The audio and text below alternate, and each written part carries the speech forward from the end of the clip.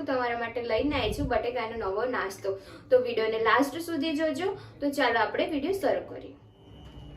આજે આપણે બટેકાનો નવો નાસ્તો બનાવવા જઈ રહ્યા છે। તેની માટે હું સામગ્રી તમને જણાવી દઉં છું। મેં આ 1 ચમચી કાશ્મીરી લાલ મરચું લીધેલું છે, 1 ચમચી આમચૂર પાવડર લીધેલો છે, मैदाનો લોટ લીધેલો છે 1 મોટી ચમચી, 1 મોટી ચમચી ચોખાનો લોટ લીધેલો છે અને આ બટેકા સમારેલા લીધેલા છે। ગોળ આવી રીતના લેવાના છે, તમારે પતલા પતલા સમારવાના છે। તો ચાલો આપણે શરૂ કરીએ બનાવવાનું। તો સૌથી પહેલા મેં વાટકામાં કોથમીર લીધેલી છે। હવે આપણે એમાં લોટ એડ કરી દઈશું। મેંદાનો લોટ એડ કરી દઈએ। હવે આપણે ચોખાનો લોટ એડ કરી દઈશું, મરચું એડ કરી દઈશું,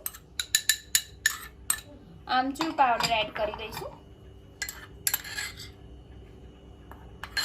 સ્વાદ અનુસાર મીઠું એડ કરી દઈશું।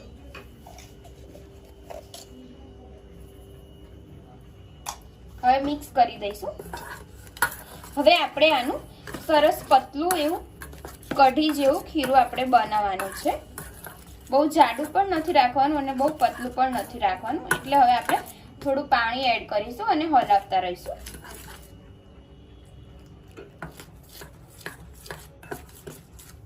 સરસ રીતે મિક્સ કરી દઈશું।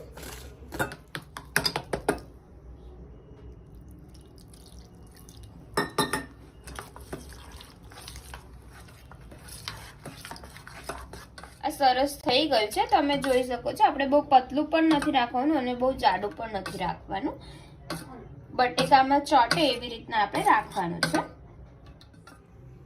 હવે આપણે આ બટેકા અંદર નાખી દઈશું।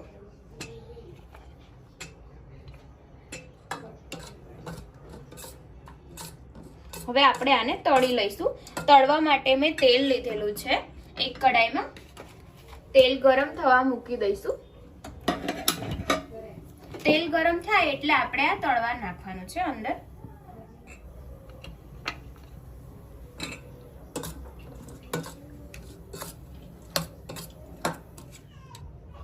તેલ ગરમ થઈ ગયું છે, હવે આપણે તળી લઈશું આવી રીતના। આપણે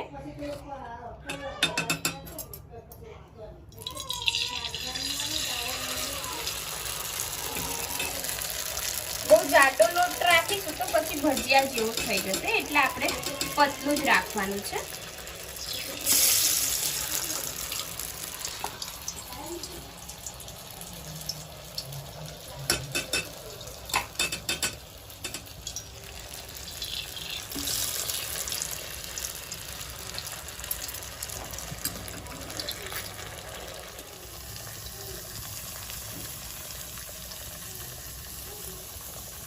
હવે આપણે નીકાળી લઈશું।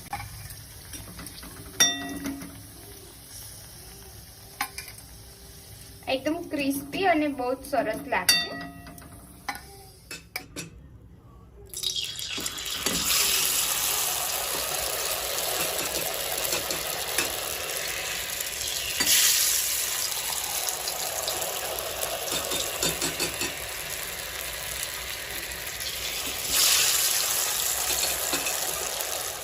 હવે મેં આ બટેકાની ચિપ્સને તળી લીધેલી છે।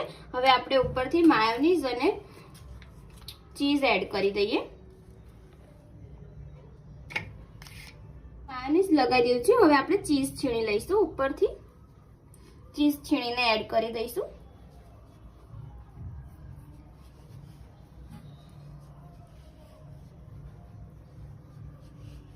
આ નાના છોકરાઓને બહુ જ સરસ લાગશે રેસીપી, એમને બહુ જ પસંદ આવશે। તમે ઘરે જરૂરથી ટ્રાય કરજો। હવે આપણે ચીઝ એડ કરીને ઉપરથી ચીલી ફ્લેક્સ એડ કરી દઈશું। આપણો નાસ્તો રેડી થઈ ગયો છે। ફ્રેન્ડ્સ, આજનો આપણો આ નાસ્તો રેડી થઈ ગયો છે। તમે ઘરે જરૂરથી ટ્રાય કરજો। જો તમને મારી આ રેસીપી પસંદ આવે તો તમે મારી ચેનલને સબસ્ક્રાઇબ કરવાનું ના ભૂલતા, જેથી કરીને તમને મારા આવનારા નવા વિડીયો પહેલા તમે જોઈ શકો। તો હવે આપણે મળીએ એક નવી રેસીપી સાથે। જય માતાજી, જય શ્રી કૃષ્ણ।